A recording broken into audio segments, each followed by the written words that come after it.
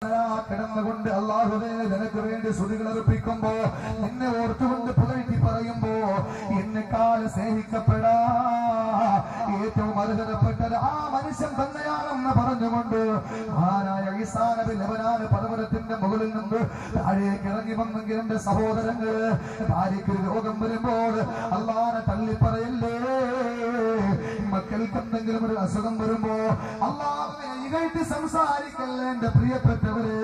അതുകൊണ്ട് പടച്ചോനെ ഓർക്കേണ്ടത്, സന്താപം വരുമ്പോഴും പടച്ചോനെ ഓർക്കണേ, സമ്പത്തില്ലപ്പോഴും അള്ളാനെ ഓർക്കണേ, ദുഃഖം വരുമ്പോഴും പടച്ചോനെ ഓർക്കണേ. അതാണ് ഒരു ബുദ്ധിമാന്റെ അടയാളമെന്ന് അള്ളാന്റെ ഖുർആൻ പരിചയപ്പെടുത്തുകയാണ്. എന്റെ പ്രിയപ്പെട്ടവരെ, ചിന്തിക്കേണ്ടതിൽ ഒന്നാമത്തതും അത് തന്നെയാണ്. അല്ലദീന യദ്കുറൂനല്ലാഹ ഖിയാമൻ വഖുഊദാ വഅലാ ജുനൂബിഹിം. നിന്നും ഇരുന്നും കിടന്നുമൊക്കെ അള്ളാഹുവിനെ സ്തുതിക്കുന്ന, ചിന്തിക്കുന്ന, വാഴ്ത്തുന്ന, പുകഴ്ത്തുന്ന ഒരു മനുഷ്യൻ, അവനാണ് ബുദ്ധിമാൻ. അള്ളാഹുവിന്റെ പരിശുദ്ധ ഖുർആൻ അവനെ ഓർക്കുന്നു. എത്ര പേരാണ്? വിശാലമായിട്ട് അതിനെപ്പറ്റി പറയാൻ സമയമില്ല, നമുക്ക് ഒരുപാട് കാര്യങ്ങൾ പറയാനുള്ളതാണ്.